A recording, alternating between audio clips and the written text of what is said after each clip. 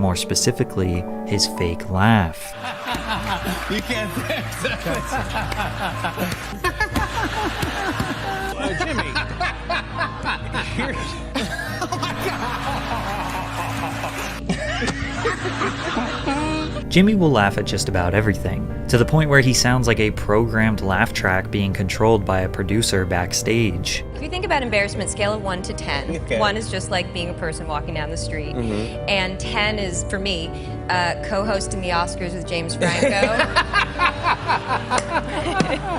Without letting Anne mention why this was embarrassing, Jimmy just bursts out into laughter when there was nothing funny about what she said. And then he tries to connect my right foot to my left arm, and he's trying to connect them like this, and I'm in such pain. I go like that, and his belly goes in my mouth. I'm so happy.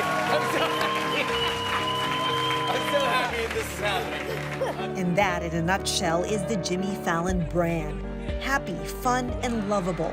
He seems so funny and nice and has a great... From his breakout days on Saturday Night Live to inheriting The Tonight Show, Fallon became the symbol of a softer, friendlier era in comedy. But behind the contagious laughter, something darker was brewing. Former employees describe a man nothing like the one on screen, erratic, moody, even cruel. They speak of outbursts, silent tension, and a workplace that felt more like survival than show business. Suddenly, the laughter that once felt comforting began to sound hollow. They said that there were what they called good Jimmy days and what they call bad Jimmy days, where his behavior was allegedly erratic and inconsistent. How does the king of late night become the villain of his own show? What shatters faster, a smile or the illusion behind it? And when the laughter finally dies, what's left to hear? This is the late nightmare of Jimmy Fallon. The rise, the mask, and the unraveling of television's nicest guy. Jimmy Fallon is best known as the cheerful host of The Tonight Show, the man whose laughter became a nightly soundtrack for millions. His skits, celebrity games, and musical impressions turned late-night TV into a digital playground, blurring the line between television and internet culture. Segments like Lip Sync Battle, Wheel of Musical Impressions, and Thank You Notes became global sensations, shared across YouTube, Twitter, and TikTok, making Fallon one of the most recognizable entertainers in America. But few people realized the long, uncertain road that led him there. Before the lights, before the fame, Fallon was just a kid from upstate New York, quiet, awkward, and obsessed with Saturday Night Live. While his classmates chased parties, he stayed home mimicking comedians into a mirror, perfecting voices he hadn't yet grown into. That strange talent, the ability to become someone else, became both his gift and his armor. After dropping out of college in the mid-90s, Fallon moved to Los Angeles with a single dream: to join SNL. His first auditions failed, his jokes fell flat, but he returned, sharper, funnier, and finally made Lorne Michaels laugh, a moment that changed everything. By 1998, he was part of Saturday Night Live, charming audiences with his musical sketches and contagious energy. He wasn't the edgiest comedian, nor the smartest, but he was the one everyone wanted to be around. That likability carried him further than anyone expected. When Late Night with Jimmy Fallon premiered in 2009, critics called him too nice, too soft, but audiences found him refreshing. He replaced satire with sincerity, conflict with comfort. By the time he took over The Tonight Show in 2014, he had turned nice into an empire. 11 million people tuned in for his debut. Fallon had made late night safe again and wildly profitable. He became the face of optimism in an age of cynicism, a man who turned every awkward moment into laughter. But beneath the brightness, the pressure was suffocating. His brand demanded constant joy, a smile that could never slip. Jimmy Fallon had conquered American television, but the higher he climbed, the harder it became to tell where the performance ended and the person began. At the height of his fame, Jimmy Fallon seemed untouchable, adored by audiences, trusted by celebrities, and crowned as late night's eternal optimist. The Tonight Show was a machine of joy, and Fallon was its grinning engine. But beneath the sparkle, something in the rhythm began to falter. The laughter, once effortless, started to sound rehearsed. The warmth, once genuine, began to feel forced. Clips began circulating online that captured the shift. Anne Hathaway trying to finish a story while Fallon erupted in misplaced laughter. Ryan Gosling staring in confusion as Jimmy laughed through a painful anecdote. Taylor Swift smiling tightly as he interrupted her mid-sentence, visibly fighting irritation. To the casual viewer, it was harmless. To those watching closely, the mask was slipping. What fans mistook for charm was, in truth, control. Fallon dreaded silence, the seconds of stillness between laughs that reminded him he wasn't performing. Every pause was filled with noise, jokes, flattery, chatter. "You're my favorite. That's the best ever. You're incredible." The same lines repeated like a reflex. It wasn't arrogance, it was fear. The smile had become armor. Behind the curtain, the exhaustion grew. Crew members whispered about erratic moods, about good days that turned suddenly bad. Alcohol, the quiet companion from his teenage years, had returned.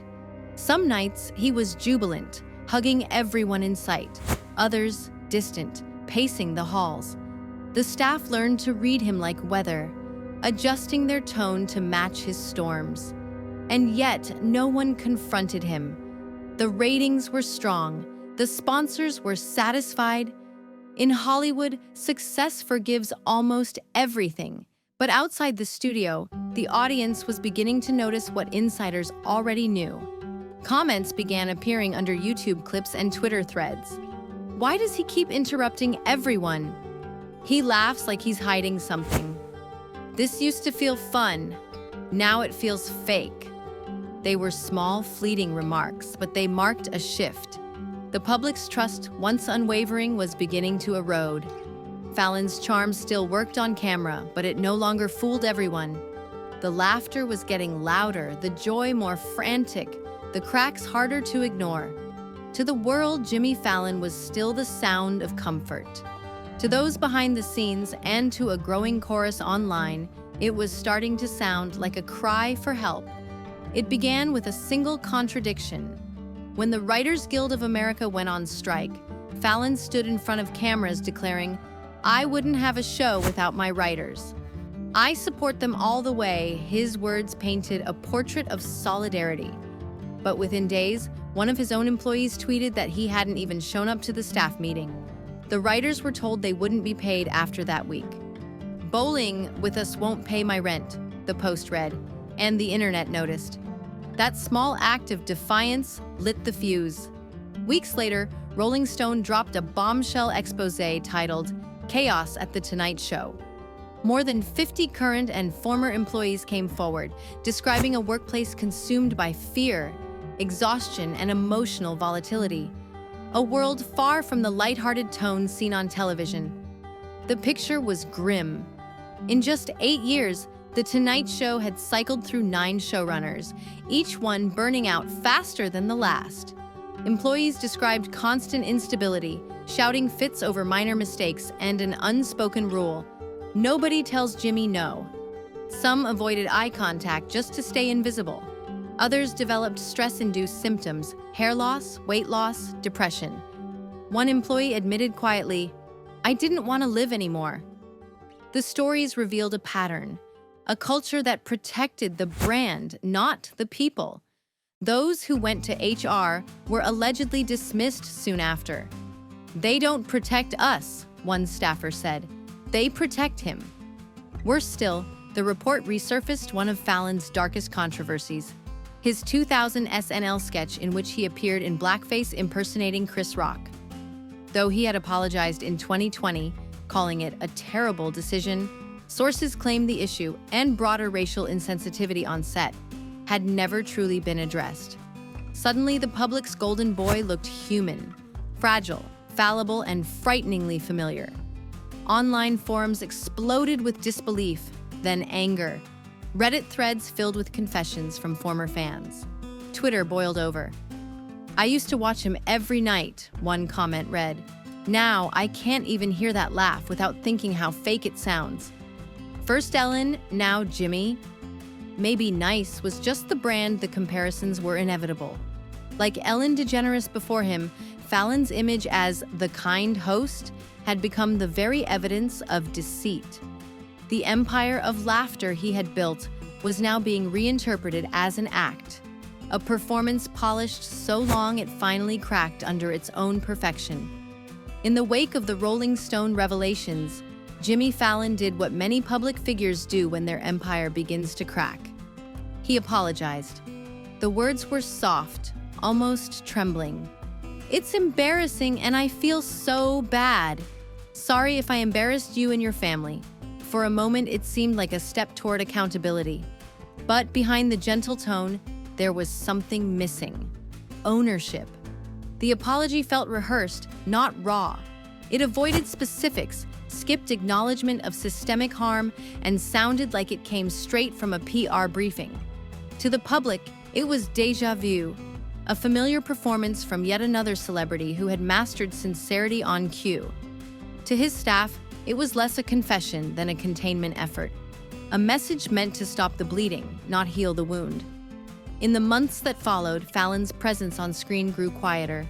The laughter remained, but it no longer carried the same ease. Segments continued, celebrities still lined up to play the games, but the energy had shifted. The laughter felt heavier, the smiles shorter. Viewers sensed that the magic, or the illusion of it, had worn thin. Efforts to rebrand came subtly. More wholesome segments, fewer viral stunts, and increased focus on family life. But the internet has a long memory, and Fallon's redemption arc never quite took hold. To some, he was a victim of high-pressure fame. To others, he was simply another case of charisma masking dysfunction. The paradox of Fallon's downfall was cruelly poetic. His greatest gift, the ability to make people comfortable, was also his fatal flaw. For years, he had used laughter as a shield, humor as anesthesia, kindness as control. But once the mask cracked, every smile looked like strategy, every laugh like denial. In a culture obsessed with authenticity, Fallon's brand of manufactured joy no longer played. Because redemption in the modern age isn't about being liked again, it's about being real. And for Jimmy Fallon, that might have been the one performance he never truly learned how to give. Today, The Tonight Show still airs, and Jimmy Fallon is still in the chair, smiling, laughing, doing what he's always done. But the energy is different.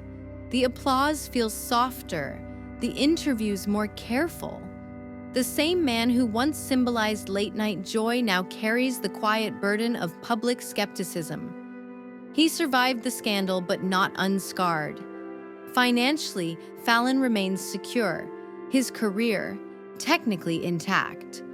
But reputation is a different currency, one that doesn't regenerate as easily as ratings or sponsorships.